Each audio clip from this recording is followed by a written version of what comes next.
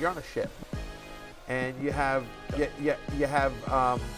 only have 3 life jackets, and you suddenly ship is sinking. Okay, and on the ship are your 3 children, your wife, Michael Thomas and Puka Nacua. Who gets the 3 life jackets? All right, well, let's do the 2 easy ones. My oldest child, Ella, and Michael Thomas. Okay, they're the first 2, and then I have to choose between Puka and the baby. Remy's out. So your wife wasn't even under consideration. No, she's gonna go. She can't. And Remy. She can't run routes, and she's not a child, so she's out. The issue is would if I threw Remy to Michael Thomas, would he stay healthy long enough to catch her? That's the things we gotta keep.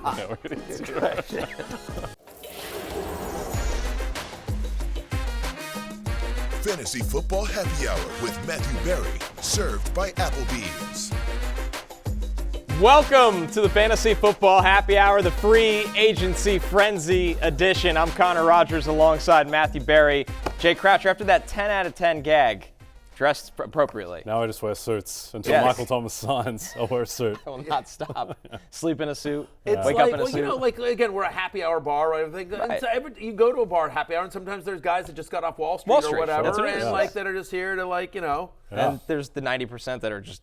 Like they're schlubs like us. Right. That, didn't work for a living. And no, we just walked in. Exactly. Something we do. Right, all but day. you were in an office. Yes. You were in office. You were pushing papers, probably, filing out HR reports. No, listen, whenever Devin Singletary signs with my team, I will wear a suit. So this is to commemorate him. No, I was on Golf Channel with our friend George Savaricas. We love George. Who hosted the show a few times on Sunday. So it was great to chat Rory McIlroy with George, and now happy to talk Devin Singletary with you. Did he work in any Ty Chandler? That's what he was doing last year. He was just trying to work out Ty Chandler. When I'm on Golf Channel with George is a broadcasting professional. He's done this for a long time. And I can tell while he's talking about Colin Morikawa on hole 16, behind that facade, he is really thinking about Ty Chandler and how he's going to split reps with Aaron Jones. Just really see that at work with George Savaricas. He is a hardcore fantasy player. He's a degenerate like all of us. You just dress better. That's right. All right. Free agency frenzy today. Well, before we get to any of it, let's make sure we understand who's drinking free. Oh, dude. And it's not just who's drinking free, but it's the fact that everybody drinks free on Kirk Cousins' agent. Unbelievable. The bag man. $100 million guaranteed. I believe Kirk Cousins now at the end of this contract will be the highest paid player in NFL history. Is that correct? I read something like that. I would think it is. I know that he has more at the end of this contract. He will have more career earnings just in terms of the playing field than Tom Brady, who played. Then he's got 1 playoff win. We love Kirk, but Well, he's a grade A businessman. He's him and his agent have they've played the market like a fiddle. There's always a team that's desperate for a top 12-ish quarterback. Yeah. He's kind of like the James Harden of the NFL, where it's like he's not thought of as one of the all-time greats, but you just look at the contracts and they just add up and up and up. When you think of Kirk Cousins, when he retires, what jersey are we going to picture him in? He's probably a Commander, right? I think he's a Viking. Viking. It's a Viking. Unless the Falcons, and we'll talk about this as we get into the quarterbacks later, but it depends on what he does with the Falcons. If he wins the Super Bowl with the Falcons, then I think that is still yet to be written. Yeah. Or the team after the Falcons that pays him $200 million guaranteed. Right, when he's 41. Right, yeah, exactly. 100%. Feels like he'll be a Jets quarterback at some point, right? They've tried that already. He didn't want to go there. Yeah. When he was leaving the Commanders, they literally offered him more. Well, we can talk about it when we get there. We'll get there. We'll get there. We'll get there to Kirk. But anyway, everyone's drinking free on Kirk Cousins' agents. He's buying around because, whatever he's getting of Kirk, 4%. He could afford the $2 buying Bud Lights at the happy hour bar. 100%. And or the some Dollaritas. Dollaritas. Yeah, That's right. for Listen, let's 1,000%. start with the running backs, though, because this is the group that was an absolute carousel of guys changing teams. The notable ones at the top there are Saquon Barkley and Josh Jacobs. They get the big money deals with the Eagles and the Packers. Joe Mixon traded to the Texans from the Bengals. Derrick Henry ends up signing with the Ravens. Aaron Jones stays in the division after being cut by the Packers. He goes to the Vikings. Tony Pollard ends up signing with the Titans. DeAndre Swift, in first hour signing with the Chicago Bears. Austin Ekeler goes to your Commanders, Matthew. Yeah. A lot of action with this group, and it didn't stop there. Zach Moss, who's coming off a really good season for the Colts when Jonathan Taylor went down, he ends up taking over in the Bengals backfield with Chase Brown. Devin Singletary ends up replacing Saquon, going to the Giants. Antonio Gibson leaves the Commanders for the Patriots. And the Gus Bus, with Jim Harbaugh and his downhill running scheme in play, ends up with the Chargers. We'll talk about it in a little bit, but that is a sneaky, for fantasy purposes, that is a under-the-radar, very sneaky signing right there. Gus Edwards is going to be a value this year. Yep. I'm mark my words right now. What do you think is the biggest signing of all these running backs? What do you think has the most repercussions on the fantasy season? Do you think it's Saquon behind that offensive line? No, I mean, Saquon, biggest repercussions on the fantasy season might be. Is it Derrick Henry behind Derrick the Henry. offensive line? I think it's either Derrick Henry, it might be Josh Jacobs, because it's like Saquon's the biggest name, and he's going to obviously a premier team in the Eagles, but he's still Saquon. Like Saquon was being drafted in the first round of, Sure. it was going to be a top 10 running back regardless of where he winds up, right? So I don't know that it moves his market. Maybe you bump him up a spot or two, but you know what I mean? But Jacobs going from the Raiders to the Packers, where he's got no competition and it's just a better offense that's going to be in scoring position more, I think is pretty interesting. Yep. I think that's the key. Saquon last year, points per game was 9th. Jacobs last year was 18th because he didn't have an offseason, clearly was not ready to go out of the gate. So in terms of how it affects the rankings and coming into the year, feels like Jacobs moves the needle the most. Yeah, I was just thinking yesterday in my free time, so I often think about who are the top 5 running backs in fantasy going into the season. I think McCaffrey is still number 1 with the ball. I don't think that's particularly close. But then there's a lot of guys in contention for number 2. Like you could say Kyron Williams, Breece Hall, you could say Bijan Robinson as well, new coaching staff and the more spaced floor, so to speak, with Kirk playing quarterback. True. I mean, you could make kind of niche arguments for Saquon is Derrick Henry. Like if he gets usage, he could be that type of guy. He's probably not with the receiving and the fact that Keaton Mitchell will still be there, but Josh Jacobs as well. Josh Jacobs won the rushing title 2 years ago. Yes, we kind of forget. And now he's got a much better offensive line than he's had in Vegas. So, yeah, it is all of a sudden a pretty loaded class. I wouldn't be surprised ultimately, though, if the number 2 guy is actually Breece Hall because they fixed their offensive line a little bit. That's the key. The 2 guys you brought up that aren't on this list because they stay with their teams, Kyron Williams, the Rams kept Kevin Dotson. They're going to move Steve Avila, their standout rookie, to center because they also signed Jonah Jackson. That is an expensive, talented interior offensive line. So the Rams, for as good as they were last year, got better. And for the Jets with Breece Hall, I mean, they had John Simpson at left guard, Morgan Moses at right tackle. They're still going to make a big move at left tackle.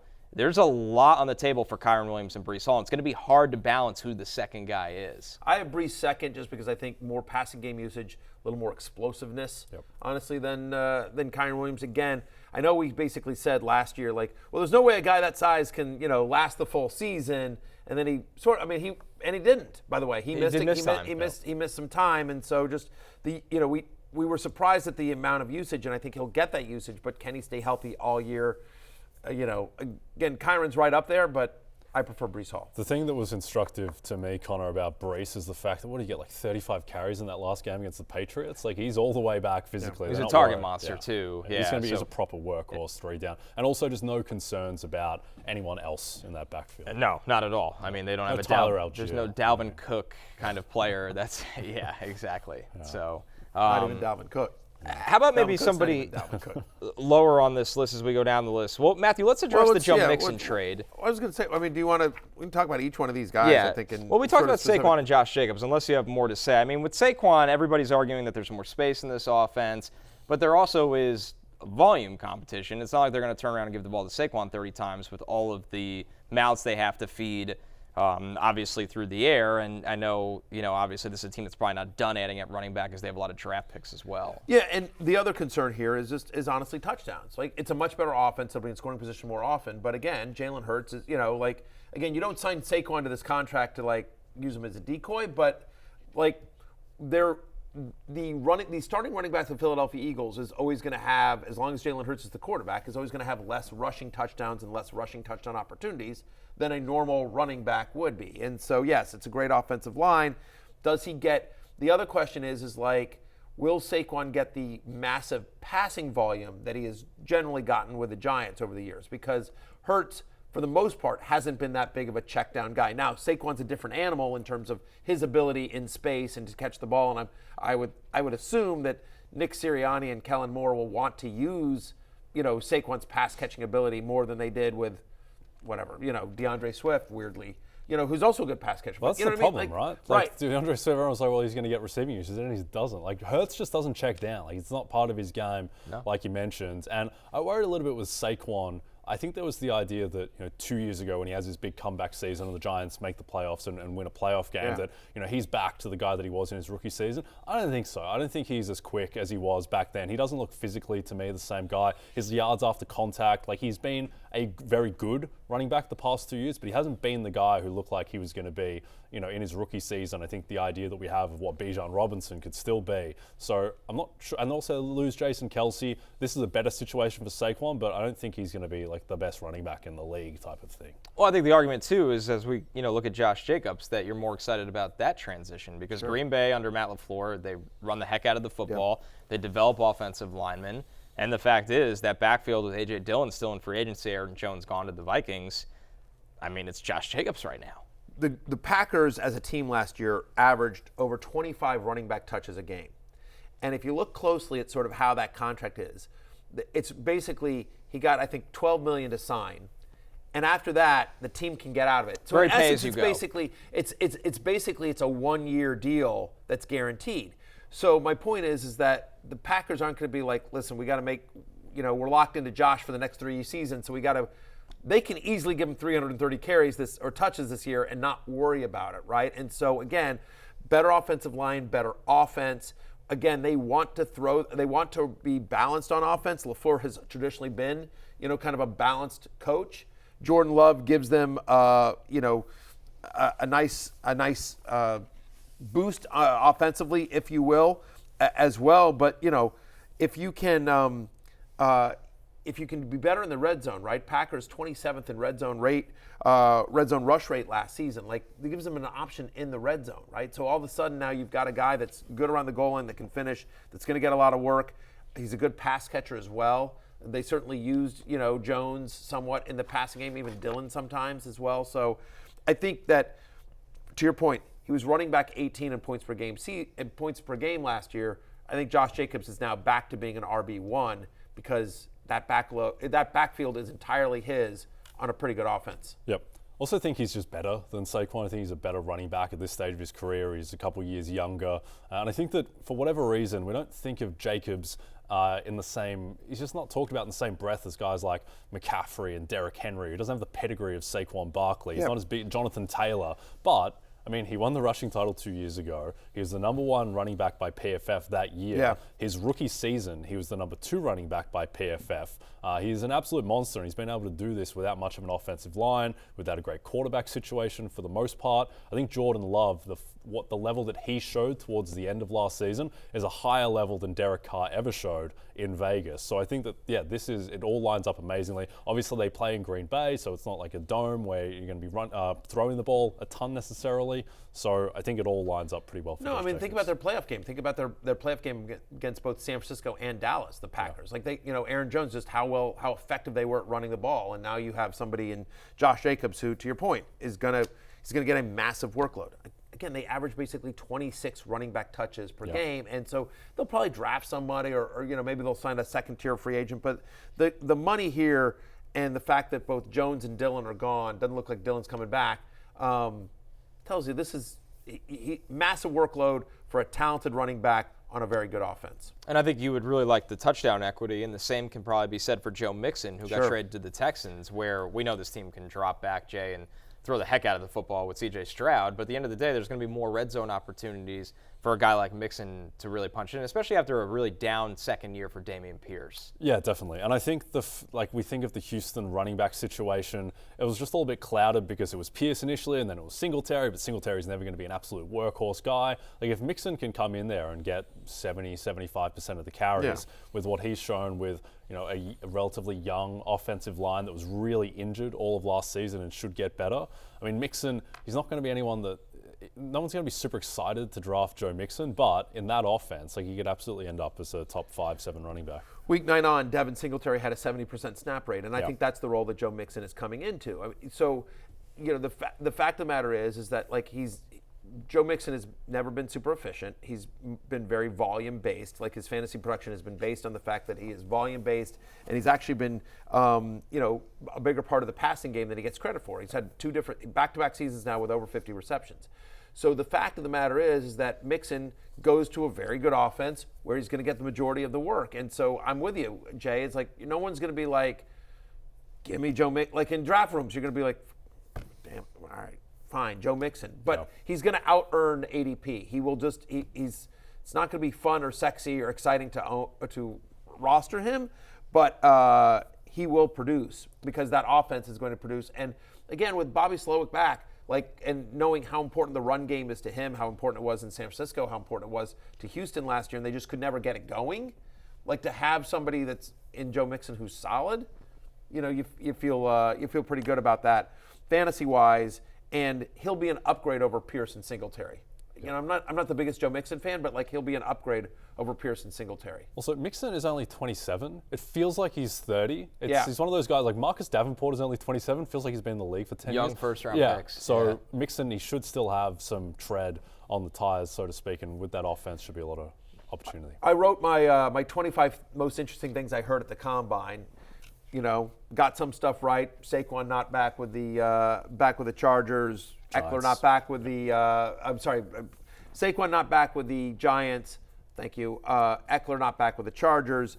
But Joe Mixon I sort of got right because I said they were going to release him, and I'd said I'd heard a rumor that they were going to release him, and then got reported that he was getting released, and then all of a sudden plot twist he gets traded to Houston. So I don't know if I get to count that fully as a win. You can claim that. That's less suspect than some of your other claimed victories. Yeah, on the Matthew Berry scale of journalism or not journalism, this one's completely fine. But I'm not saying that I broke a story that I reported. I'm still annoyed at the aggregators because, again, they were like, Berry reported this as news. And I'm like, I didn't report it. I'm not saying it's news. I'm saying I heard a rumor he's going to get released.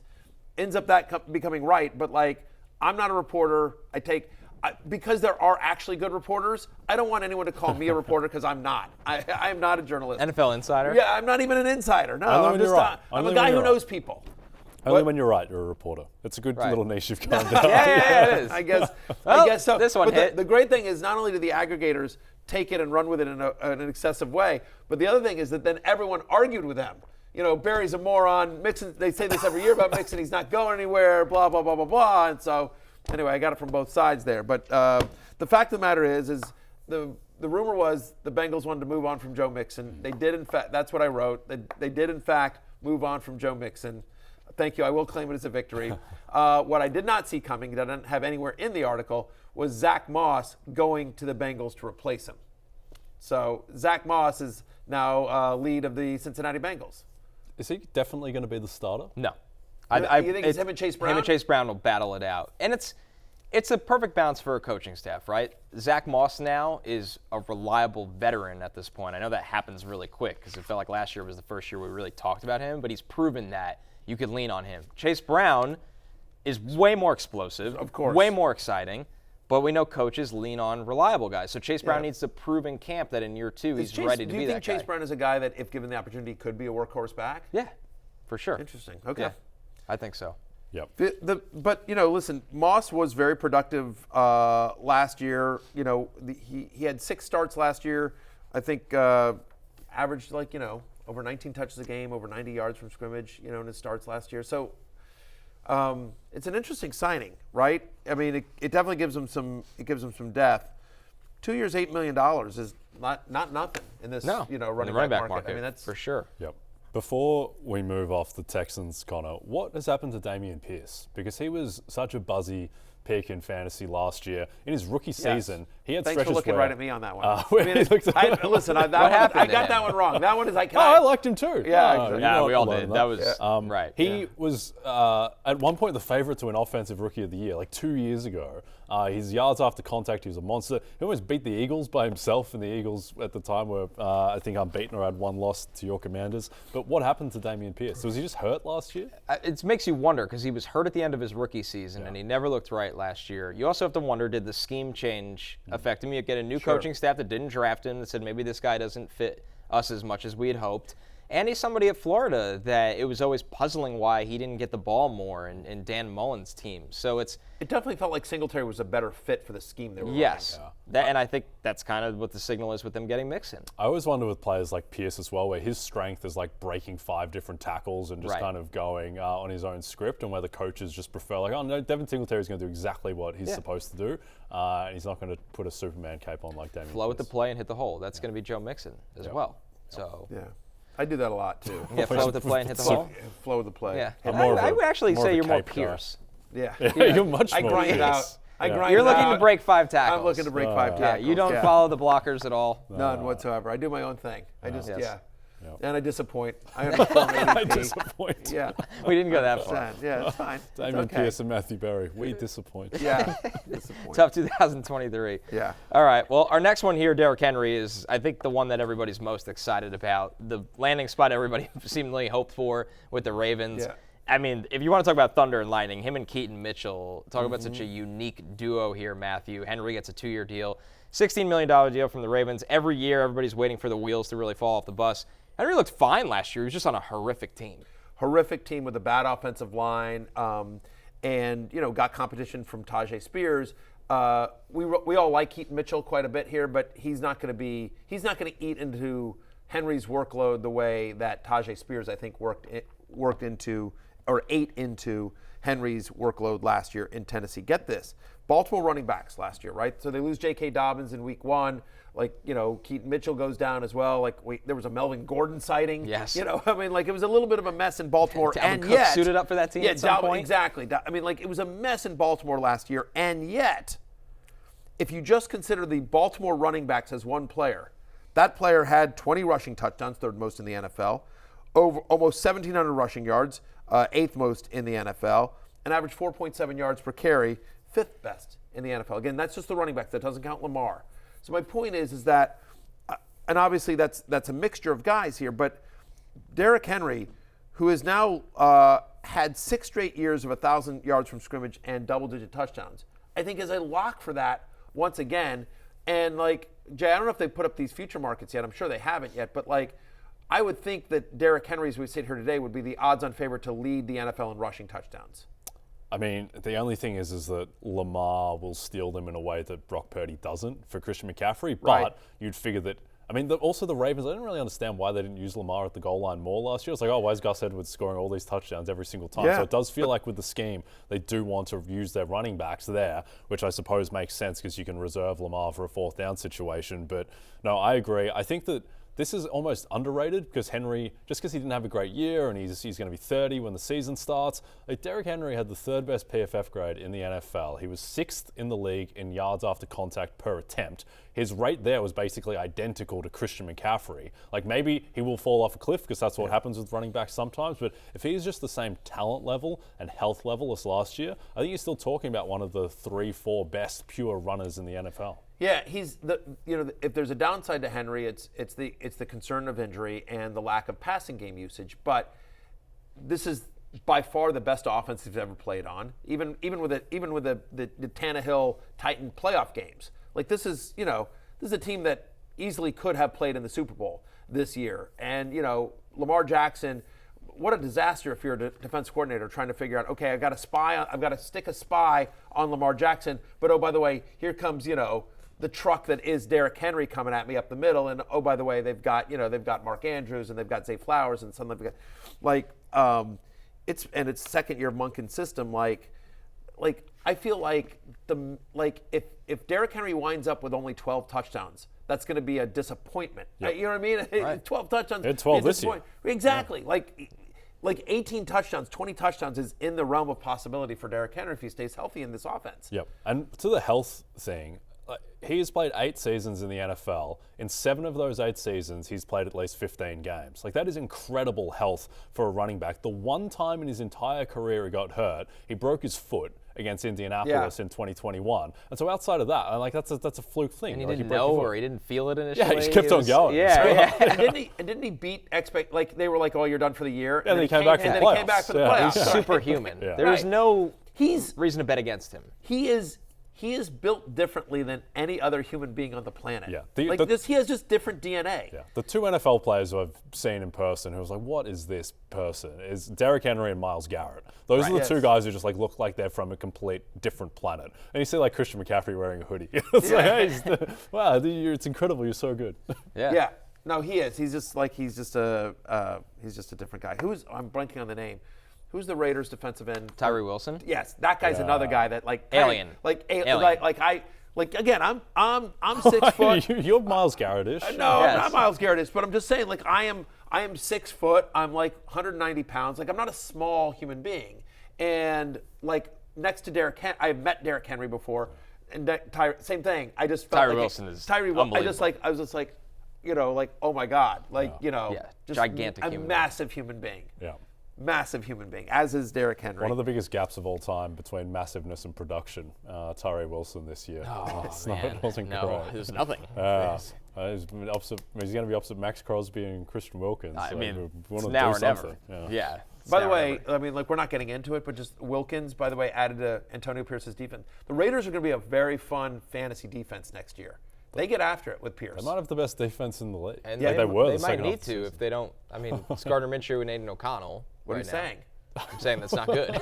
Wow. Friend of the show. Yeah, Josh Jacobs gone. Yeah, Gardner Minshew just taking strays out here. Yeah, hey, prove me wrong. Aiden O'Connell, friend of the show. Jacoby Myers, friend of the show. Yeah. I'm going to cheer for Aiden O'Connell after his interview with us. He was great. He was great, and we'll see. But that's a curious one. All right, we're off the rails here for a second, but why Gardner Minshew done that? Here's what's weird to me about the Gardner Minshew signing. Because, if you're like, hey, we don't think Aiden O'Connell is the guy, fine. But I think Aiden O'Connell is as competent a backup as Gardner Minshew. Like, Minshew doesn't move the needle for you at all. Like, either draft a guy or, you know what I mean?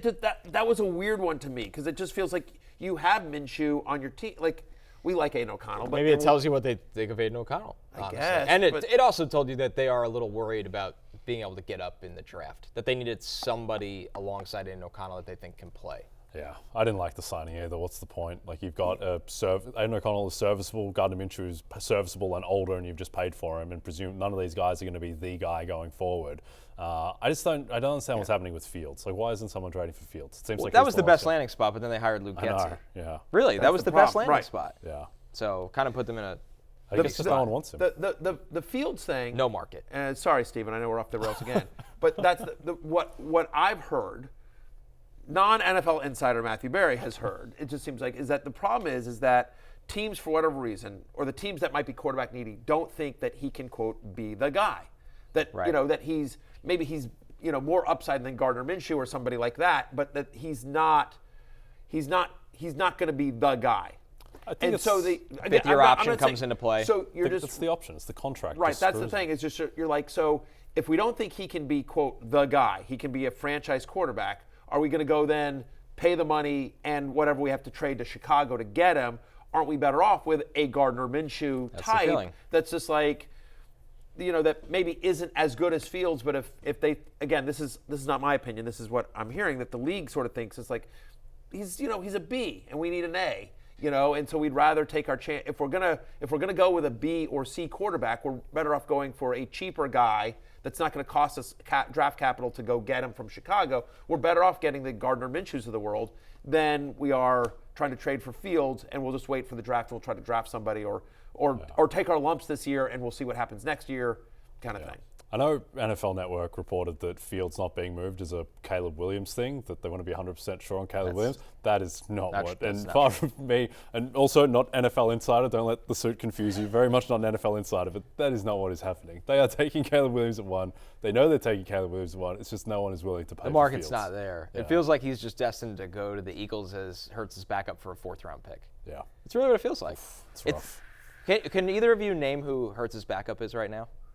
It's not Marcus Mariota anymore. No, it's not Marcus Mariota anymore. It's not Ben DiNucci, but it's one of those types, right? Tanner McKee, rookie from McKee. Stanford. Yeah. I would not have. We could have sat here for an hour. And that's why I didn't wait. McKee, thank you. I wouldn't have gotten. Let's Tanner get back to McKee. the running backs. Yeah, but I would have rather. Well, maybe they don't want to do that to him either. But I was going to say, if he's going to go to, why wouldn't he go to New England? Why wouldn't New England take a flyer on him? What about the Broncos? It's the Broncos quarterback. Yeah, it's just the offenses. That's not what Sean Payton's going to do. Or even my Commanders. Like, he shouldn't go. You guys are collecting quarterbacks at an alarming rate. Yeah, we don't want. I would rather Fields than Mariota. Well, it's too late. Mariota, Howell, Fields. Future, yeah. Jaden Daniels. Yeah, all of them. Yeah, by the way, it seems like we'll give you Zach Wilson for a conditional 7th. Yeah, exactly. Does Zach Wilson get moved before Justin Fields? Probably. For a conditional 7th. Yeah. They both signed before Blake Snell. Yeah. As well. It's a joke only kind of gets. Oh, man. It's funny because it's true. Yeah. All right. Depending on Garrett Cole's second MRI. Sorry We're for the so baseball far jokes. gone right now. We're so far gone. Aaron Jones, a little buy low for the Vikings here, the 1-year, $7 million deal. I mean, the story here, Matthew, with Jones is he is an extremely effective player still that was not healthy last year. No, he wasn't. And who knows what this Minnesota Vikings offense is going to look like without Kirk Cousins under center. We'll talk about Sam Darnold in a second. But the fact is that they ran the ball effectively last year. Even honestly towards the second half of the year when it was kind of, it was whatever, Jaron Hall and Josh Dobbs, Dobby, and it was like Nick there was Mullins. Nick Mullins, like no, but jump scare. No, but Kevin O'Connell is a really good offensive mind. He's a damn good coach. Kevin O'Connell. He's a really good coach. Yes, he is. Yeah. And and a run game is always, whether it was in LA under McVay or now in Minnesota, a run game's always been very important. Now Jones is going to have to split time with Ty Chandler. They definitely like Ty Chandler there, and the offense takes a hit without Cousins under center, but still playing in a dome on a good offense that will run the ball and use him. I've tried to get him in space. I mean, they did throw to Chandler a decent amount last year. I like the landing spot for Jones if he wasn't going to stay in Green Bay. This is one, by the way, I got wrong because in my column I said I thought they would get rid of Dillon and keep Jones, and that is not what happened. Yep. I think I'm going to be, every year I kind of have like a weird team that I latch onto. A couple of years ago it was the Jags. On the Jags. I think the Vikings might be the team. I'd join you on that. If they draft Penix, I will join you on that. Yeah, because the moves they made on defense with Grenard, Van Ginkel, Cashman, those are all great moves. They lose Danielle Hunter, but they offset that. In terms of Aaron Jones and his value, like the two tackles there are elite for Minnesota, in O'Neal and Darisaw. Jefferson you expect will be healthier, another year for Jordan Addison. Like, they just need a quarterback, which is a problem. And Hockenson will come back. Yep. Now, I don't know what to do with Sam Darnold and what his level is. I think he's better than Nick Mullins and Jaron Hall and those guys, and will be able to run the offense, but presumably it'll be you think they draft quarterback, right? I think they draft quarterback. Yep. Yeah. Were they picking 11? They are at 11. They're at 11. They've been doing extensive work on this quarterback class before free agency. Penix McCarthy. Yeah, Penix McCarthy. Did JJ last to them? Because you keep hearing like just gets higher and higher. JJ's going to go one. They are the most likely team, I would imagine, to trade up. For a quarterback. But what's open? Who's answering the phone? We don't know right now. Arizona? Maybe. But that's a big fallback for Arizona. Wouldn't you want a blue chip talent to add to that offense? Are the Patriots going to take quarterback? That's very up in the air because they don't know what the Commanders are doing at 2. I think they're taking Jaden Really? Daniels. So if the Commanders take Jaden Daniels at 2. That's what everyone's wondering, basically. Is there a guy that the Commanders are going to take that New England would go, all right, our guy's not here, let's answer the phone, or take Marvin Harrison Jr.? I don't understand why Drake May's not going 2. You're preaching to the choir. But It's probably a longer combo as we get closer to the draft. The next one, I was a little surprised by. Tony Pollard's contract with the Titans.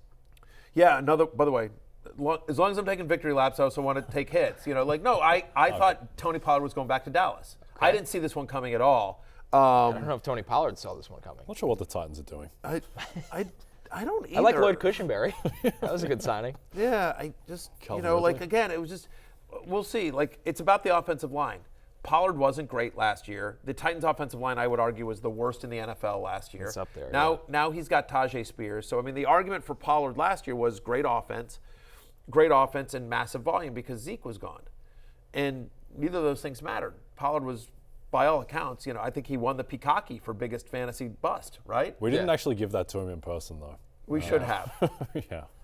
We should have. Well, that's on Steven. That's honestly that's on our producer Steven, who should have had Pete Cocky's made. He didn't. To be fair to Steven, he was not at the Super Bowl, so it might actually defer to backup producer Pete, who was. Well, but Steven could have made him and shipped him out. Okay, that's fair. He knows how to pack a box. He knows how to address something. Steven's just conceded that it's actually on him. Yes, he's taking the L for. Yeah, exactly. Anyway, but yeah, I mean, like I think he's probably. My guess is that Pollard, and it comes down to Levis, right? And we'll talk about this with Calvin Ridley here in a second too. But like, can Levis play? Like, I like Levis, Connecticut kid, so he's actually one of my favorite players. Like, I'm really rooting for Will Levis. I really like him a lot. I've interviewed him. He's a great kid. I really hope he's the guy. But like, that's what it's going to come down to is because the offensive line wasn't great last year. They need to obviously improve that. To your point about Cushionberry, like at least that's a step in the right direction, right? And but like Tajay Spears from the film, I don't know if you disagree with this, but Tajay Spears looked like the better running back than Tony Pollard last year. I was really excited in a worse situation. Spears was in a much worse situation than Pollard was in terms of the offense and the line he was playing behind. I was really excited for Spears going into the season. Obviously, his ADP is going to take a pitfall now with Pollard in tow. And I think that if you want to argue for Pollard, the one thing I will say, and Jay, I feel like you highlighted this a couple of times throughout the season, he was coming off a broken fibula. Yeah. So did they see something medically with Pollard that they are getting a better version of Tony Pollard going forward than what he was able to show at Dallas this year? Yeah, and I think as well, one, that is a huge element. Two, the whole Cowboys running game just seemed off all season. Yeah. And then I think the issue with Pollard as well is that just his usage as a receiver, just like it went down. Like his receiving yards went down. I would have been very high on Tony Pollard if he'd ended up in basically any other situation, but having a bad offensive line on what projects as a bad team, like at least the team that's not going to be a 10-win team, we don't think, and he's got Tajay Spears as competition, so it's a pretty bad situation for his fantasy value, but I think on a per-play basis, he's going to be better than he was last year, just with health, but it's not a good situation overall. I think he's in that 20 to 25 range among running backs, but I'll just say this right now, like if we were drafting today, I'd much rather Tajay Spears at cost than Tony Pollard. Because Spears, to your point, everyone's going to be like, Pollard, he's on the wrong side of a committee on a bad team.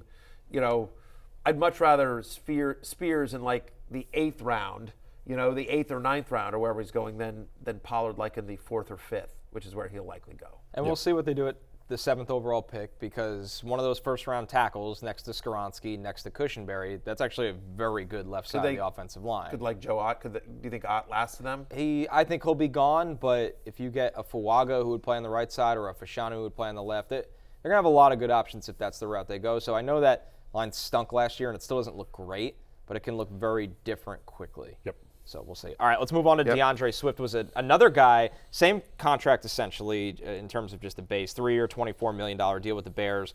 It's kind of an hour one signing here, Matthew, for Chicago, in a backfield that was already a little crowded with third-round pick Roschon Johnson and Khalil Herbert there. Yeah. Okay. It doesn't make any sense. I was shocked by this one. Here's the thing. Last year we were just sort of like, when you knew it was going to be one guy, when it was like, oh, this is a Deontay Foreman week. Oh, this is a Khalil Herbert week. When you knew it was going to be one guy because of injuries or whatever, like that guy was productive. But now it's like, it's a mess. I mean, but here's what I will say. I think DeAndre Swift changed the narrative on him last year. He stayed healthy, and he was a complete workhorse back. When previously everyone had said, like, he can't stay healthy, and he's more of a scat back. The way Detroit used him was just getting him, and he didn't have any passing game usage last year at all, which was so weird given DeAndre Swift's skill set.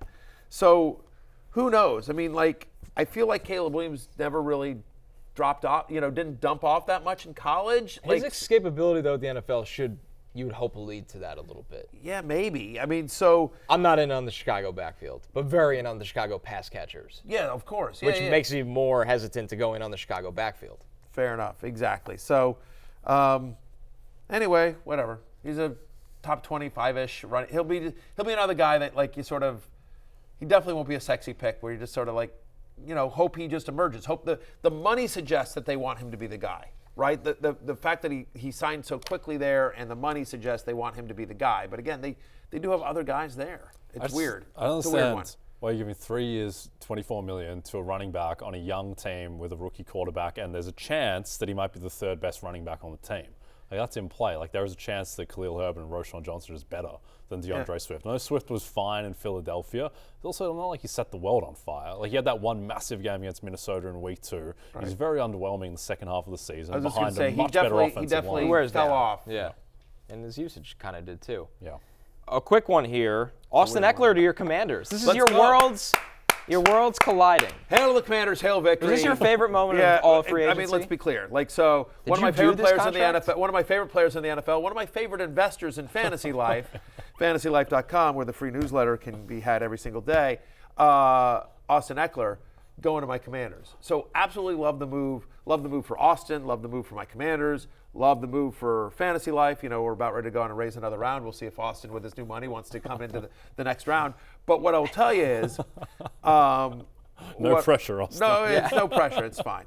No pressure at all. We're gonna have plenty of people that are interested in investing. But what I was gonna say is that I hate this for his fantasy value. As I have Austin Ekeler on a number of dynasty teams, and like fantasy value wise, and Austin's a hardcore fantasy player himself. You know, it'll be interesting to see where he drafts himself next year, because the fact is that he's going to a team that has a suspect offensive line. My beloved Commanders will have a rookie quarterback. And he has real competition in the backfield from Brian Robinson, who's also one of my favorite players. Like we talked last show about Brian Robinson's on the list for fantasy ride or die this year. Not anymore. Not anymore.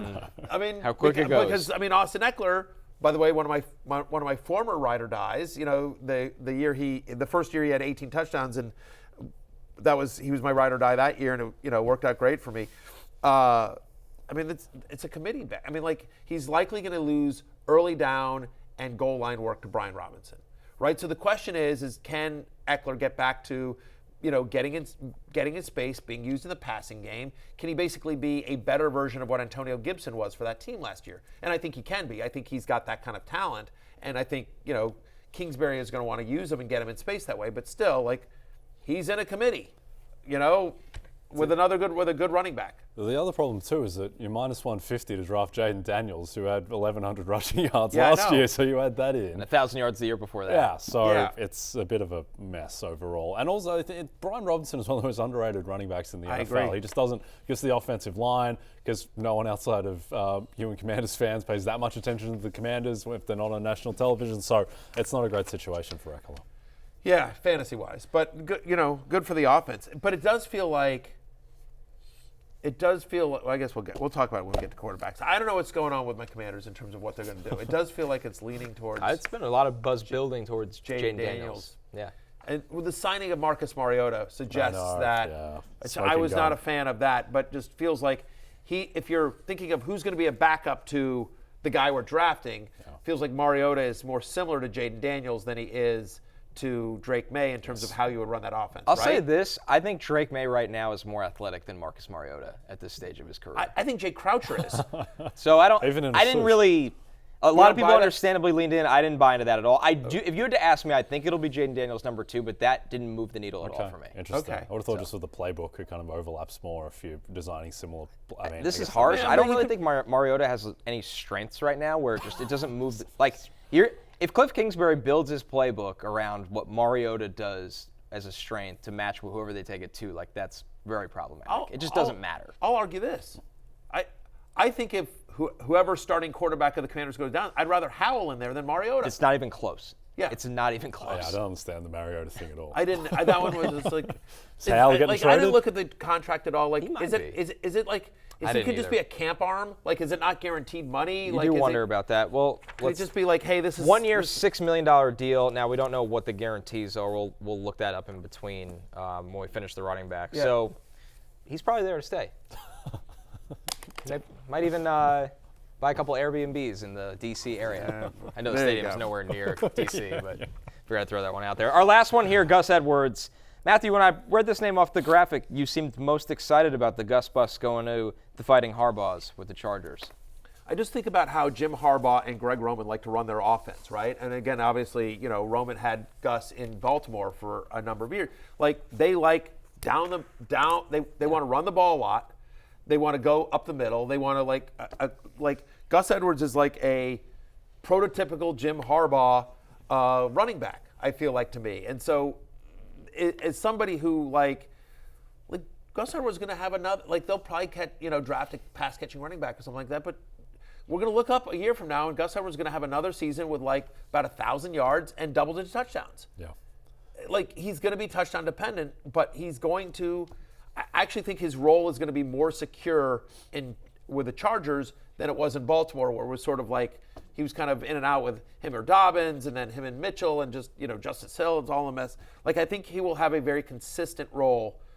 When we talked to Joe Ortiz, like, I talked to him at the Combine, and by the way, it's, looks like you're moving on from Ekeler, and he wouldn't commit there. Obviously they did, but how important the run game was to Harbaugh and Roman. Until they draft Blake Corum. I was just about to make that joke. But no. Wasn't really funny. But see if we get there. maybe they will, but I feel like, and you've studied the tape a lot more than I, but I feel like Gus Edwards is a proven in the pros Blake Corum, right? I mean, like similar fair. running backs. That's and fair so enough. it's just like, so whatever. I actually feel like they'll draft like a pass catcher. An actual, like, scat back. Yes. Right, because that's how Michigan's backfield was. Corum was the Gus role. Donovan Edwards, who went back to school, who we're going to be very excited about 2 years from now, was the Jahmyr Gibbs, we like to call it. Yeah, so I feel like they'll get a guy like that. Like, I think, I would have said if they didn't sign him, then Corum makes a lot of sense. But I actually think, who knows, maybe they will still. But like, Samaje Perine type operator. Yeah, I think Gus Edwards is going to get 15 touches on a run-heavy, good offense next year. Yep. With Justin Herbert under center, and he's going to score double-digit touchdowns. Yep. He will outperform ADP. Gus Edwards is another one of those guys that you're going to not want to draft, and then come week 7 and you're desperate for anybody, you're like, here's a guy that's getting me 12 points a week. Yeah. Not as big of a name, but you'd expect that. I mean, he's probably outperformed Tony Pollard, right? Better situation. I would rather Gus Edwards at cost than Tony Pollard. Yep. Next year, 100%. The top 2 players in the world lead one of the deepest fields of the PGA Tour season. Scotty Scheffler, Rory McIlroy, and the game's biggest names compete in the 50th edition of the Players this weekend. Catch all the action at TPC Sawgrass starting today through Sunday on NBC and Golf Channel, with all rounds streaming on Peacock. All right, to continue the fun Marcus Mariota conversation, let's take a look at the notable quarterback signings in free agency, of course, starting with the bag man himself and Kirk Cousins. 4-year, $180 million deal with the Falcons. Baker Mayfield returns to the Buccaneers as expected on a 3-year, $100 million deal. Russell Wilson takes a 1-year, $1.21 million deal with the Steelers. That's the minimum because the rest of his about $38 million will be paid out by the Broncos. Good business for Russ. Gardner Minshew, a 2-year, $25 million deal with the Raiders. Sam Darnold gets a 1-year deal with the Vikings. Same with Jacoby Brissett with the Patriots. Jameis Winston will be backing up Deshaun Watson in Cleveland, not Joe Flacco. Marcus Mariota, I have been told that 1-year, $6 million deal with the Commanders is fully guaranteed. So get your Mariota jerseys. They'll be good for at least a year. And then Joe Flacco reportedly signed a 1-year, $8.7 million deal, or up to $8.7 with the Colts. Mason Rudolph ends up going to the Titans as Will Levis is back up on a 1-year deal worth up to $3.62 million. Guys, we have to start with Kirk Cousins because obviously in fantasy, Matthew, this moves the needle by far the most. And before we even get to any of Cousins' deal, kind of a funny bit on Kyle Pitts calling him when they had to talk about that number 8. Take a listen. He actually texted me about it, and I said, Kyle, I want to be a good teammate. That's ultimately what I want to be. So I said, if it's a number you want to pivot from, great, you let me know. I obviously have worn number 8 since high school. If it's a number you'd like to keep, great, no problem. I can find another number. So I just want to be a good teammate, and I do believe it's bigger than Kyle and I. I think the league will start to speak into things, and we'll just see how that all plays out. But he was funny about it. I said, I'll write a check, whatever, foundation. I'm not going to let you just give me the number. I want to make it worth your while. Make a donation, whatever it needs to be. And he said, I just want, targets every game. He said, he was joking, he kind of winked. So I joked with him. I said, good answer. All laughs in Atlanta. Sounds to me like Kyle Pitts has Kyle Pitts in fantasy. Right. Because everyone that has Kyle Pitts in fantasy is like, yes, he wants targets. Get this guy targets. Or he's tired of hearing about it in fantasy, that which I would believe understand. As well. Kirk's going to wind up with number 8. By the way, just so you know. Yeah. -3,000. And this is a massive move for fantasy Kirk's value, I don't think really changes. I mean, Kirk Cousins, by the way, is like he's a low-end QB like always. Like he was quarterback 7 on a points per game basis prior to the injury. He's going to be somewhere in that 7 to 10 range, right? You know, in Atlanta, I like the fact that he stays in a dome. He goes to a worse conference. I'd much rather be in the NFC South than the NFC North. Zack Robinson, same offense. Same offense with Zack Robinson, who worked with McVay in L.A. and Kevin O'Connell. So it's Zack Robinson's running the same offense that he was running in Minnesota, basically. And you could argue that he has as good, if not better, weapons than he had in Minnesota. I get that there's no Justin Jefferson on this team, but Drake London's a really good player that they could never get the ball to. And now he's going to be the number 1 wide receiver for Kirk Cousins. And Kirk Cousins, throughout his career, has always been able to support a number 1 wide receiver for fantasy, whether it was Terry McLaurin in Washington, whether it was Justin Jefferson, or even Adam Thielen when he first got to Minnesota. So Drake London's fantasy value takes a huge stock up. Cousins has always used the tight end. Going back to Jordan Reed in Washington, or you think about Minnesota with Hawkinson. And some of the other guys, like we tried to make Irv Smith a thing there for a while, But no, seriously, that's always Cousins likes the tight end. He always likes to throw to the middle of the field. So Kyle Pitts, who's as talented as any tight end in the NFL, massive upgrade here.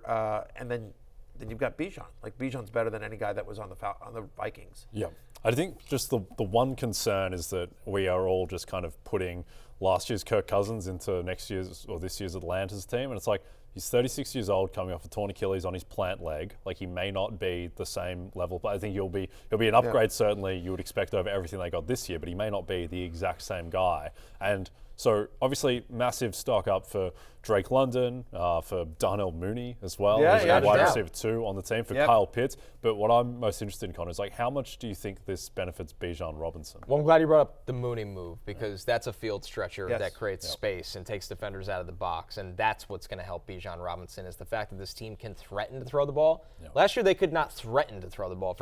Nobody respected them. Which means Lawrence Jackson did. Let's be clear. Lawrence Jackson respected him, but no one rational respected them. So Bijan is, we're all the way back in. Right where we were last year, we're all the way back in on Bijan. And I'm offensive coordinator that'll feature him. For the first time in my life, I'm in on Kyle Pitts and Drake London. Because it's not that I was ever out on him talent-wise, but I just, I'm not a Desmond Ridder guy, not a Mariota guy, not a Arthur Smith guy. Any of what they had prior. And I think that's why they got the contract that they did. Is from what I understand is that Arthur Blank just said, like, I'm sick of being in this. Get it done. Get it, whatever it takes, get me a real quarterback, because they haven't had a real quarterback since Matt Ryan retired. And so they're just like, since Matt Ryan left, right? And so they're like, Arthur Blank was just finally like, I'm sick of this. Get me a real quarterback. I don't care what. Check. Here's a blank check. Very nicely right, done. Yes. That surely has been made 55 times. Yes, exactly. I just haven't heard it yet. It's a blank space. I'll write your name. Yes. Shout out to all my Swifties. Cousins was on pace for a career year before he obviously had the season-ending injury. A guy that did have a career year, Jay, Baker Mayfield, career highs in passing yards, touchdowns, completion percentage, ends up staying in Tampa. He was Friend of the show. Very vocal to you guys how important it was finding a place that he thrived in. It's no surprise to see him stay after saying that. Yeah. First of all, it's just good for Baker Mayfield that it seemed like he was on his way, honestly, to potentially being out of the league or a career backup. And then last year he plays at effectively a Pro Bowl level and secures his future. I think fantasy-wise, it's good for Mike Evans, certainly, who obviously is back in Tampa as well. Good for Chris Godwin, good for Rashad White that they have a quarterback who is, Baker Mayfield's not a superstar, but he is a very solid quarterback and he's going to provide fantasy value. Good for Baker. Very happy for Baker. We root for him. We like him a lot. Great guy. And I think one of the things when we talked to him at the Super Bowl is he said, we asked, what's money aside, what's most important to you? And he's just like, not only some comfortable, but he's like, somewhere I can win. He's like, that's the most important thing to me is I want to be able to win. And I think once the Buccaneers brought back Mike Evans and sort of showed that commitment, like, hey, we're not going to get rid of all the more expensive pieces and just kind of start over. We're back in this thing. I think that was an indication to him. The most interesting thing to me about Baker, I think fantasy-wise, good for Rashad White, good for Mike Evans, good for Cade Otton is a low end, is a sleeper tight end too. Chris Godwin, all the guys there. Baker himself is kind of a mid-tier QB2 fantasy-wise. But the question to me will be, what's the effect of Dave Canales going to Carolina? Liam Cohen is who was at Kentucky as their OC. He's now the new offensive coordinator. He did spend some time with the Rams when Baker was there for the 4 games. So there's some similarities there, and I would think they'd keep a lot of Canales' playbook, but just not having Dave Canales there, what kind of effect do you think that'll have? It'll be interesting because that relationship and that trust is so important, and we saw it bring out the best in Baker, but they did go back to a familiar well, like you said, and I think the offense will be fine. I mean, Baker's the guy that you can lean on from a mental perspective to run the same offense. Mike Evans is still there. If there was personnel change, I'd be nervous, but everything's the same.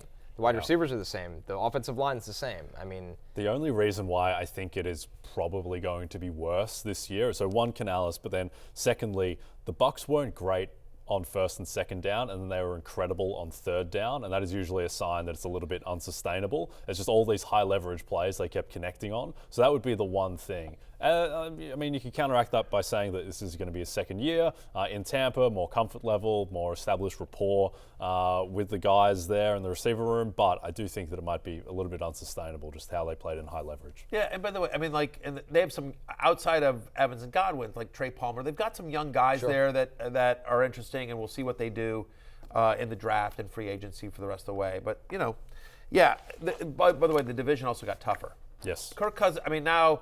I would have said a week ago, the Buccaneers, when they re-signed Baker Mayfield, they're the favorites to repeat as division champs.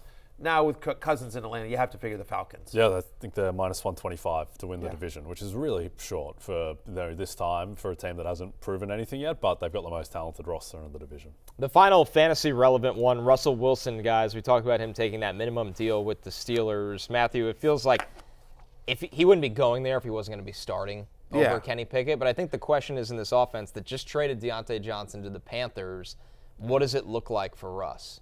Yeah, not great. You know what I mean? Like, Arthur Smith is there, Arthur Smith, I mean, name the last fantasy-relevant quarterback Arthur Smith had. I think Ryan Tannehill might have had one top 10 season under him or something like that. So With A.J. Brown? With A.J. Brown and Tannehill. But also, by the way, I believe, I could be wrong about this, but it was something like Tannehill also had like 7 rushing touchdowns that year. Like 5 or 7 rushing touchdowns. Right. So that's the question is, will Arthur Smith use Russ's legs? We saw that start to come back last year, where he's running some more. So if Russ starts running more and we get 300-400 rushing yards out of him and a handful of rushing touchdowns, okay. But my guess is that he's going to be more of a, this is good news for George Pickens, this is good news for Pat Freiermuth, but that fantasy-wise, Russell Wilson's going to be like a bye-week guy or like a deep 2-quarterback league guy that otherwise you're not really dealing with him. I think it's a really big deal that Diontae Johnson is no longer on the team. Like, Diontae Johnson was the best. I know that George Pickens gets all the highlights. Diontae Johnson was the most consistent, reliable receiver on that team. Now you're like relying on guys like Calvin Austin, who has potential and is very fast, but Russ, you don't want to have Russ put the Superman cape on, and I don't think the offensive line is good enough to lean on the running game the way that Arthur Smith lent on Derrick Henry back in the day. Got to believe Pittsburgh is in the market to draft a wide receiver. If not, 100%. If not another. I mean, they may draft more than one. I mean, this is an incredibly deep wide receiver class, obviously, and so and the Steelers, among any franchise in the NFL, have had incredible success in terms of drafting and developing wide receivers over the years. And so, I mean, they got a Stealing Pickens, who there was concerns off the field, and they got him straightened out. And they do that with every player. Yeah, they get value. So, I don't think we know what their receiver room looks like yet. They'll have at least one, if not multiple, wide receivers that they draft this year as well. I think Russ ends up looking like this. I tweeted this out. Tell me if you guys think this is crazy or not, but I think we're going to go back to sort of Seattle Russ in this sense. In Seattle, like, it was a run-first offense. They ran the ball, and then Russ picked his shots. Like they would try to be really efficient with him. They would run play action quite a bit, and they'd take deep shots to, Tyler Lockett or, Metcalf ultimately. And so I could see that with Pickens and whoever else is coming, that they run a lot with Jaylen Warren and Najee Harris. They just run a ton. Russell Wilson averages 25 pass attempts a game, maybe 22, something like that, like a low volume, pick your spots. Now, Arthur Smith traditionally sort of liked to throw over the middle, and that's not where Russ, I think, is great. But still, that's what I sort of think is like he'll be like a lesser lesser version of Seattle Russ. If that makes any sense. Maybe a lot of run, pass, a lot of play action. I think he'll look a lot like Ryan Tannehill did in that offense. Similar role, just with perhaps more deep shots than the intermediate Tannehill stuff. All right, well, before we get to wide receivers, Matthew, if you can't get enough Connor Rogers on the happy hour, you can head to the NBC Sports YouTube channel and catch him on the Roto World Baseball mock draft. Oh, wow. Connor joins the rest of our Roto World crew for a full 20 rounds of fantasy analysis to help you prepare for your own drafts this season. Premieres tonight at 8 p.m. Eastern. You can see Connor Rogers taking Jeff McNeil over Ronald Acuna Jr. There we go. And That's other right. Mets-related nonsense. I had the 6th pick. We'll see what I can do with that because that's right in the middle of the draft. Okay. So, yeah, it's going to be really interesting. Not a great place to pick. We'll see if somebody screws up in front of me that a special talent like Mookie Betts falls into my lap. There you go. Roto World has and I'm not part of this, but the Roto World fantasy baseball team is fantastic. They're really terrific. So you got your work cut out for you tonight. So we'll all tune into YouTube at 8 p.m. tonight or later. I assume it'll be on demand as well. Yes, so you can watch it anytime. There we go. We'll check that out. It is baseball season. I'm surprised. I will say very quickly before we move off of quarterbacks, I thought Jacoby Brissett, with going back to the Patriots, Jacoby Brissett can play. That's a good move for New England. I just thought that was a very good move football-wise, and I also thought Jameis Winston going to Cleveland, that's also a really good football move. Yep. You know what I mean? That if something happens to Watson, good chance he plays at some point, Jameis, yes. with the amount of damage that Deshaun has been taking. Yes, for sure. All right, let's move to the wide receivers here, and we've briefly touched on some of these already. Mike Evans re-signed on a 2-year deal for $41 million with the Bucs. Michael Pittman gets the extension he was looking for, 3 years, $70 million deal with the Colts. T. Higgins has been franchise tagged, reportedly requested a trade. Not a lot of action going on there around T. Higgins. Calvin Ridley gets a monster deal from the Titans, 4 years, $92 million for the 29-year-old Calvin Ridley. Diontae Johnson being traded to the Panthers. Gabe Davis signed a 3-year deal with Jacksonville. Mike Williams has been released by the Chargers, so he will hit free agency. And the action didn't stop there. Darnell Mooney, as we mentioned, a 3-year deal for $39 million with the Falcons. Kendrick Bourne goes back to New England on a 3-year deal. Demarcus Robinson, another one we've talked about, guys. We like that he's going back to the Rams on a 1-year deal. Looked really good there last year. Noah Brown stays with the Texans on a 1-year, $4 million deal. Let's start with the big one and one of the more recent ones in Calvin Ridley here, Jay. He's somebody that ends up going to the Titans on a massive deal. Nick Foles is the Titans offensive coordinator. He was Jacksonville's pass game coordinator, so there is some familiarity here for a team that desperately needed a number 1 wide receiver. Yeah, feels like a real Madden franchise mode off-season from the Titans. Let's just get Tony Pollard and Calvin Ridley, and we already got DeAndre Hopkins, the offensive line will be better, as you mentioned, but I don't really understand the deal. Why don't you just give this deal to A.J. Brown a couple of years ago, which is the bizarre element. I do think that Ridley, and we talked about this last week, that I think there is reason to believe. It's a different general manager, though. I know, but it's still, it doesn't look great. It feels like an ownership thing. Yeah. So I do think there is reason to believe that Ridley can be better than he was last year because, now look, it's a quarterback downgrade from Lawrence to Levis, but Levis is on an upward trajectory. Lawrence was banged up all last season. Ridley just hadn't played football in a long time as well, but overall, I don't really understand the deal. I would guess that he's probably going to have greater target share in Tennessee just because it's really just 2 guys there as opposed to dealing with Christian Kirk and Evan Engram, but it's a very strange fit. See, I think it's negligible. I think it's a slight fantasy downgrade for. Well, he's got a worse quarterback, which is the problem. He's going to a worse quarterback. I would argue just a worse offense that's not going to be in scoring position nearly as much. And I would argue that he has as much target competition as he had in Jacksonville, but with lower pass attempts to go around, right? So you've still got Treylon Burks there, DeAndre Hopkins. You got my guy Chigakonkwo. Pollard and Tajay Spears are nothing in the passing game as well. They'll take, a handful of targets a game. And so, yes, now Ridley getting this kind of money, he's their number 1. They're going to want to, funnel targets to him. But again, so it's really kind of like how good is Will Levis going to be and how well can they protect Will Levis, right? Again, we've talked about this. This is the worst offensive line in football last year. And so if they don't upgrade that line in a significant way and Levis is just constantly under siege, it's the same, Nick Foles, who's their, as you mentioned, their offensive coordinator, he was the passing game coordinator in Jacksonville. So it's going to be a lot of the same playbook, which helps Ridley. But I would argue this is I was more excited about Calvin Ridley on Jacksonville last year than I am about Calvin Ridley on Tennessee this year. Yep, no, I think that makes sense. I think you will have potentially less efficiency, less touchdown equity. They will be throwing, well, I mean, it's a tough one because they're a worse team than Jacksonville, so presumably they'll be in throw scripts more often, but they may not want to let Levis drop back as much as the Jags will let Trevor Lawrence drop back. DeAndre Hopkins is 32 years old coming into the season, so he could be on the down. The thing is though, I feel like he's just going to be making contested catches till he's 35. Like, I don't think he's super dependent on his speed. Not at all. Again, obviously, very different player, but to me, he's like Larry Fitzgerald. Like, just whatever, just get it somewhere near him, and he's coming down with it. He's not. His game isn't built on separation. Yep. No, it ages well. Yep. So overall, I think it makes Ridley a higher variance player. I think he's got a much lower floor now, but he might have a higher ceiling just because Levis has more upside and he is more locked in as the number one guy, I think. Yeah, well, we did see. If you want to make a pro case for him, is right. Follow the money. His second year for Ridley, back to football and back in the same system.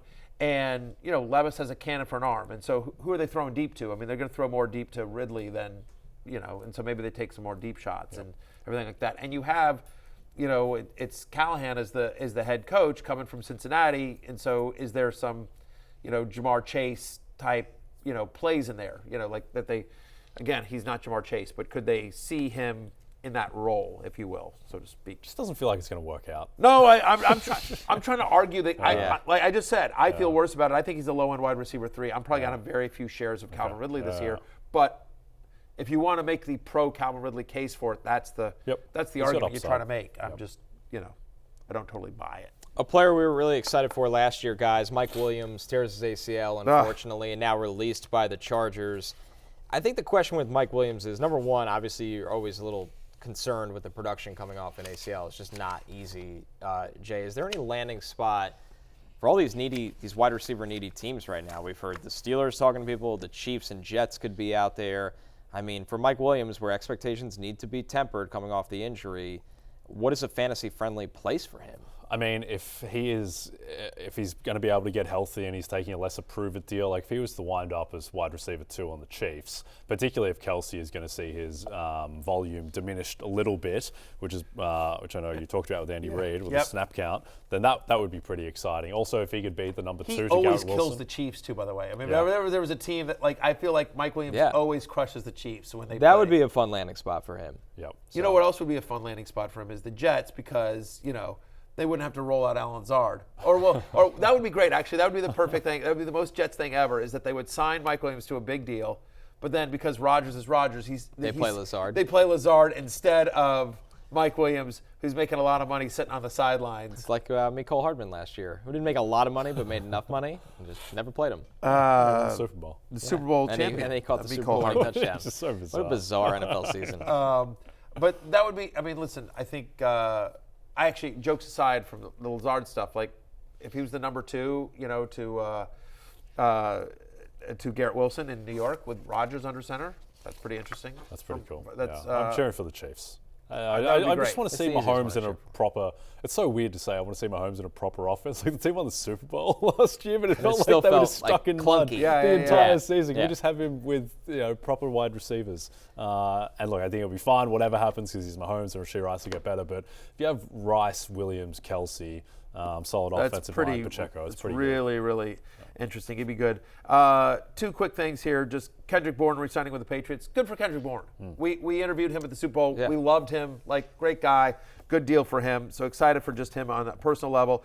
And Demarcus Robinson, like, very sneakily, was really good down the stretch. And so the fact that he is re-signed with the Rams, that their offense is entirely coming back, Robinson, who sort of came on towards the end of last year, like, now comes into this season, and we know it's Kupp, it's Nakua, it's Demarcus Robinson, and that offense was good enough last year to sort of support 2.5. It feels like, level, because Kupp, some weeks Kupp or Nakua would underperform based on expectations, but Demarcus Robinson is a guy that's, I don't know, for deeper leagues, I just think that's a good landing. I'm good for that he's back in LA. Yep. I think there's a real chance that the Rams have the best offense in the NFL next season between a healthy Kupp, Nakua, Robinson coming back, Kyron Williams. Offensive line has gotten better. Stafford by the end was playing at like a fringe MVP level. Right. That team is absolutely stacked on offense. And they have McVay. Yeah, and they have just a total one game of the best changer. coaches in the NFL. Yep. All right, guys, we were talking about Mike Williams. How about a player that Matthew used to call Mike Williams East? Gabe Davis goes south to Jacksonville. So now I guess he's Mike Williams South. Yeah. 3-year, $39 million deal in a very crowded wide receiver situation. Yeah, I mean, like, they really wanted Ridley back. They missed out on Ridley.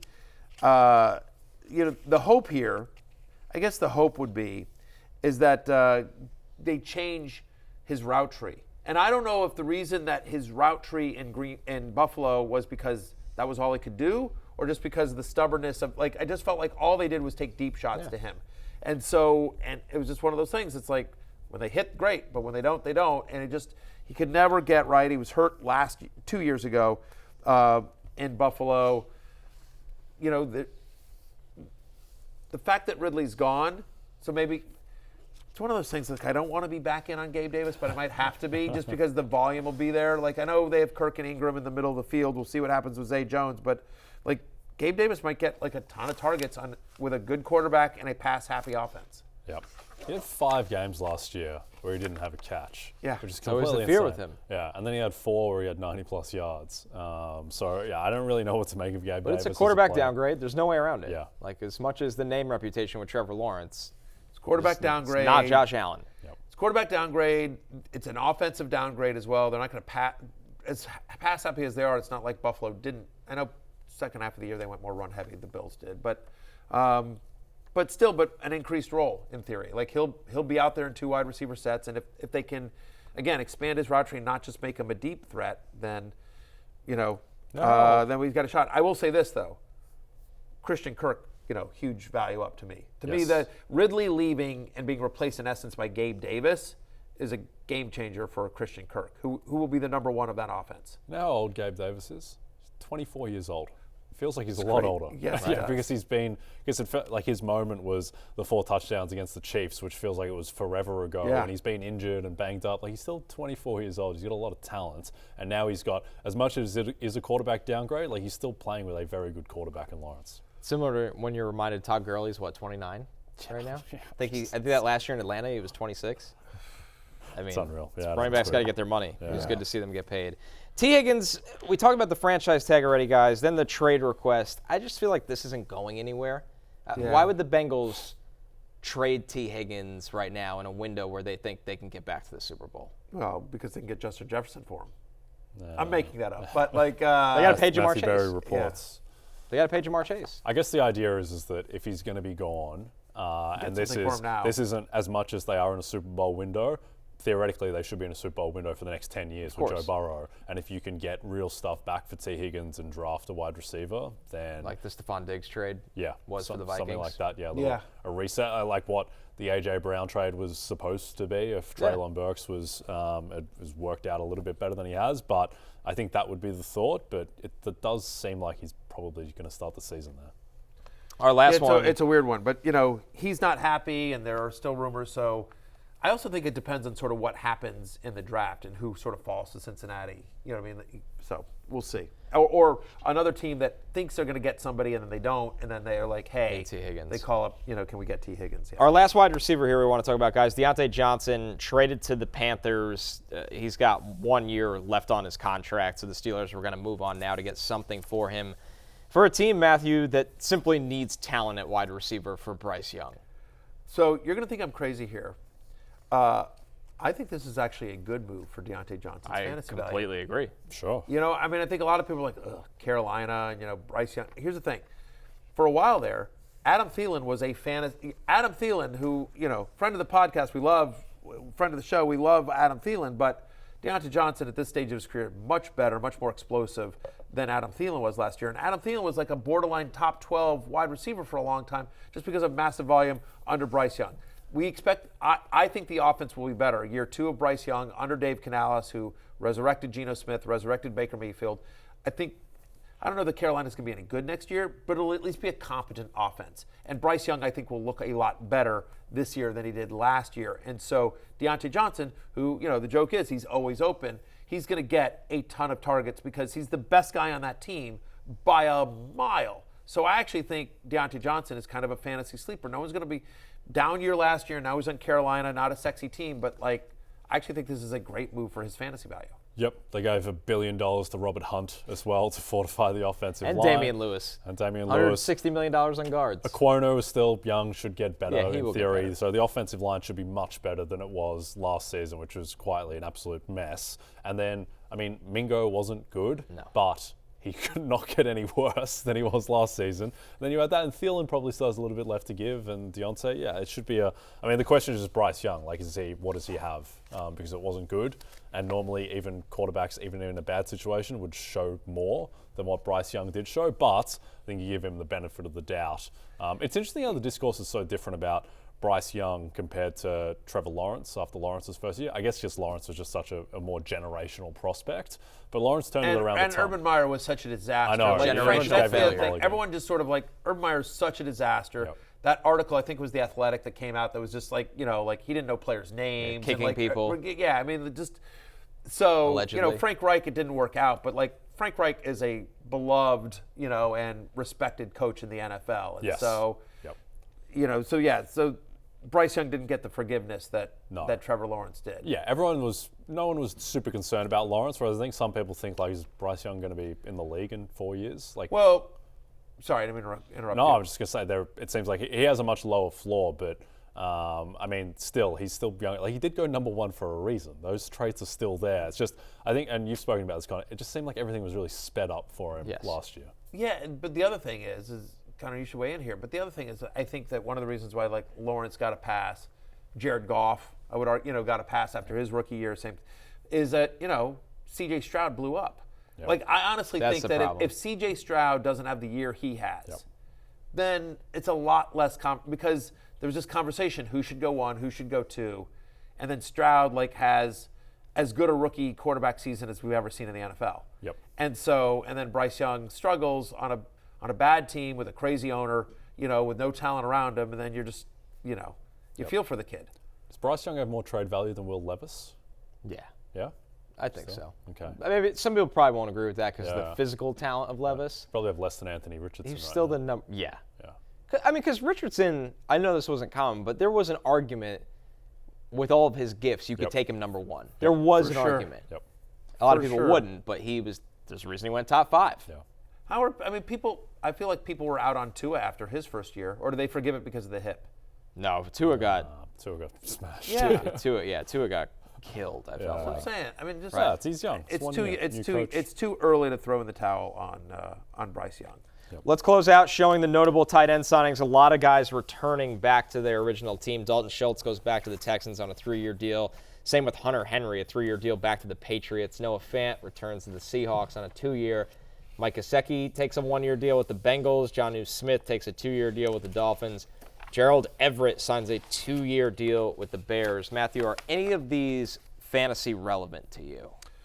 Other than, in terms of, Schultz, I think, is back with where he was, right? Same with Hunter Henry. Hunter Henry last year, tight end 15. He's a mid-tier, he's a touchdown-dependent tight end. But he is somebody who has scored 17 touchdowns in 3 years with New England, right? So as touchdown-dependent tight ends go, you could do worse than Hunter Henry if you're in that sort of tier. The one that, to me, I think the most interesting one is Mike Gesicki, who, the Bengals for a long time have been looking for, kind of this, a tight end that gives you something. Gesicki's more of a wide receiver playing tight end than he is like a true tight end. And so, they've tried a little bit. I remember talking with a Cincinnati source, just saying they really need a tight end to sort of help stretch the field. They need somebody they need a move tight end.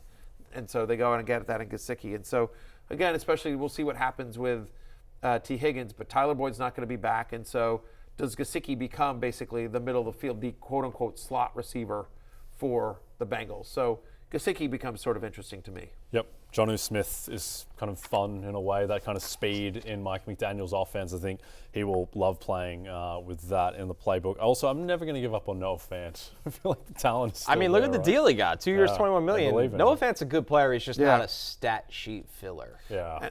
And it's worth noting, so Parkinson and Dickinson both leave. That's 66 targets from last year that are up for grabs. So Fant, potentially could be their guy. And hopefully even more JSN. As much as Lockett reworked his deal, so I'm going to have to be patient with that. Feels like they've transitioned there. JSN will be the number 2 guy. Yeah, should be. That's it for us. Next week, we will be back with more free agency talk. We are going to do our actual winners and losers when Wave 1 is settled. We're kind of in Wave 2 and 3. Maybe some love-hate.